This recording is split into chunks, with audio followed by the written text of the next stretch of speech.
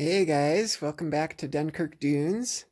I just wanted to show off this great new BBR4 Lieutenant Dan map that I just got just a couple of days ago, and I've gone ahead and set up for a BBR4 Global 40 game that sounds like we're probably going to start next week. So I'm looking forward to that.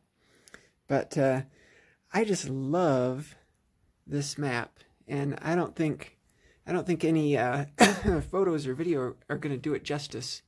But it's just amazing, and I mean, of course, everything that Lieutenant Dan has put into it is I mean, that's one thing. That there's so much in here that I mean, you could spend hours just kind of poring over this map and learning, from all that's there. There's so much information and details, just gorgeous. The other thing that I like about this particular map is this is the first map that I've ever actually printed on styrene. My old maps, the previous ones, I can show you an example of one here. This was my previous map. What this is it's a vinyl, just a vinyl, adhesive vinyl. They call it reverse printed because it's actually stuck on the bottom of this plastic piece, and the plastic piece is polycarbonate. This is what I had previously, and as you can see, when you do that, you get a very glossy finish. And I mean, the previous ones that I had like this, I actually sprayed them to kind of kill the shine. I mean, here's some others over here. This is the same type of print. This is a young grasshopper map here, but the construction of this is the same. It's adhesive vinyl on the back, polycarbonate layer over the top. This one is a little thinner, but it's the same construction. And then I sprayed the protectant material that Sired Blood taught way back when in one of his original videos, just for scratch resistance, but it kills the shine. This one hasn't been sprayed, and you can see the gloss that you get there. This blue one here, this has been sprayed, and of course it's much flatter, and I like the flat.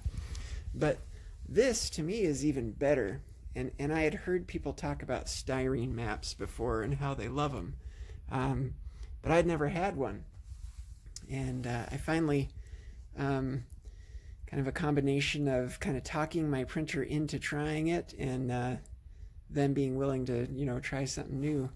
But I just love this. And I mean, you can see here, this is thick polystyrene too. This is 0.06 inches, so it's thick.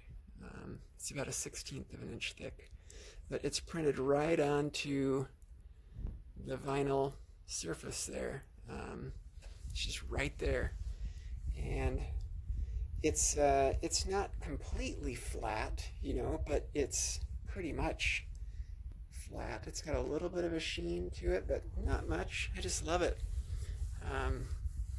Look and feel is wonderful. I mean, you can see, as far as my painted pieces go, I'm just in the middle of the process. I mean, I'm 3 years into this process, and just slowly but surely, I've got the US done. I'm almost done painting the Japanese pieces, and you can see a bunch of them here. There's just, I mean, for example, I only have 3 battleships painted, and 3 transports painted, and 3 subs painted, 3 cruisers painted. I painted enough to be able to play a quick game that I kind of traditionally play with my brother. right before Thanksgiving. So I need to finish up the naval units. But once I finish the rest of the naval units, so I have kind of the full set, and my mechs. You know, my mechs, they're not done yet. You can see that's only partly painted, but almost done with Japan. You know, China, that's the very first pieces I painted 3 years ago. The Soviet pieces, those are all done. That's the second nation that I painted pieces on. And my German pieces are started, but of course not done. I've started painting some of the infantry, but I have not finished painting all that I want to do on the infantry. They're just kind of partway done. This beautiful bomber here, I did not paint that. That was a guy that goes by the handle Celtic Gray, and he does top-notch work. That's his bomber, and also that's his German fighter there. Just, they're gorgeous. You know, he does incredible work. These are also his work over here. These, that French cruiser that you're looking at, that's his. Another one, French cruiser and destroyer. He did those. Just gorgeous pieces. Got another one over here. The French destroyer in Sea Zone 72. He did that. I haven't done any of my UK pieces yet. This little aircraft carrier that you're looking at here, this was actually a gift from Detroit. This is one that he painted, Arc Royale, and so I've got that for the moment. But you know, I've got my work cut out for me. I still got to do the Italians, I still got to do the British, still got to do the French, got to finish the Germans, of course. Got to do all the Commonwealth guys. Then I would like to do some of the common units, you know, the naval bases, air bases, factories, and whatnot. You know, here's a few more of some of these U.S. pieces, but I've already done a video just dedicated to U.S. pieces. I love the way these B-17s came out. It's just beautiful to me anyway. So, anyway, this Lieutenant Dan map, it's just, I can't stop looking at it. You know, I love it. I love all the detail that's on it. You know, he's got all kinds of detail on here, but all these little red dots, you know, for example, these are all ships that were sunk by German U-boats. And, you know, the map is just smattered with red dots all the way up, you know, up into the North Scandinavia there, all the way down throughout the entire Atlantic, even down here around South Africa. I mean, there's a significant number of red dots, German U-boat attacks down there. And, you know, Lieutenant Dan put in these awesome little kind of visuals and kind of tracking some significant battles. I think he put one in each ocean, essentially, or you know, there's one there in the South Atlantic. This is the whole issue with the Graf Spee. Up here in the North Atlantic is kind of the Bismarck. You know, that's tracked all the way across there. There's a cool little battle here. I don't know hardly anything about this particular battle, but this is in the Indian Ocean here. I mean, they're fun because you can just, you know, you could jump on Wikipedia and learn something about some of these. Over here in the South Pacific, you know, is the attack that resulted in shooting down Admiral Yamamoto's plane. You know, that's kind of laid out here, the details of that, Operation Vengeance. And, you know, you go here, another one in the Pacific is, you know, these attacks on Wake Island. It's just interesting to see the specifics and the history of that, how over several weeks, that was hit. I had a neighbor in the home where I grew up, just 20-25 miles from here, who was a contractor on Wake Island during that time, and he was captured, sent to a prisoner of war camp in China, and he actually managed to escape while he was there. Fascinating guy and a fascinating story. But then you go up a little farther, and of course there is kind of the tracking of the attack on Pearl Harbor, the Kido Butai, and where they were each day leading up to December 7th. Launch of the attack there and all of that. It's just, there's so much here. Just beautiful. So anyway, I can put in the description box details on how to get the Lieutenant Dan map. If you're interested in this, I highly recommend it. If you already have the Sired Blood map, this is something that you can go ahead and also, go ahead and get. You just need to send $20 to, of course, Sired Blood to get the Sired Blood map. And then once you've done that, if you send another $20 to Lieutenant Dan, who's put, a ton of additional work into creating this, then he'll send you his map file. And you can go ahead and print it just in the same way. I'll show you a couple of things that I actually changed here in this Lieutenant Dan map. So I like the Japanese Rising Sun roundels. That's just my personal preference. And so I actually modified Lieutenant Dan's map, Sired Blood map too. They have them as ball roundel.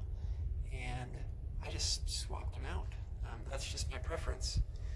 Same thing down here with the kind of Australia area roundels here.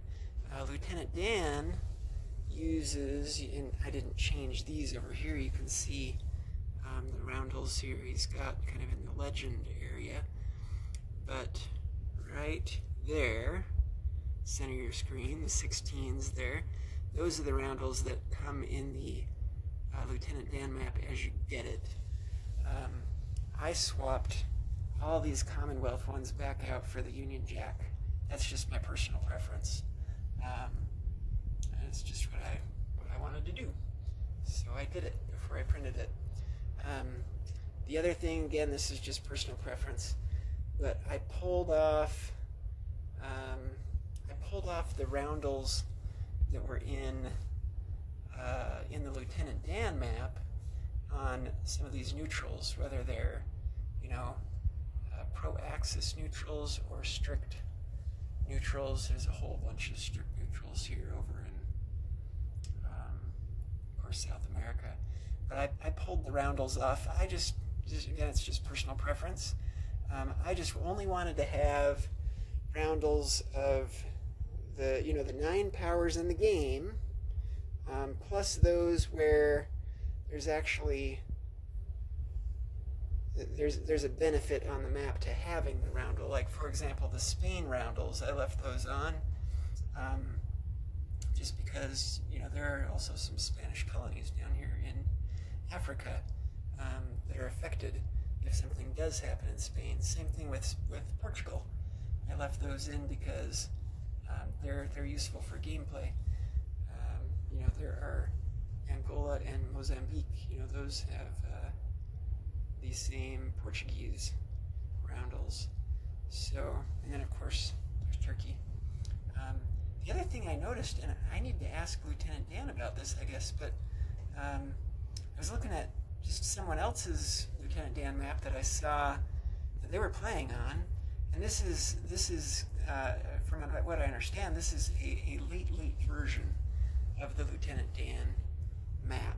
It's version 4.3.10. But one little difference I noticed, and I don't know, I just need to look into this, I guess, but you know, for this Marmara Anatolia Turkey territory, of course there are printed on there 6 infantry neutrals there for that particular territory of Turkey, and of course the 2 fighters.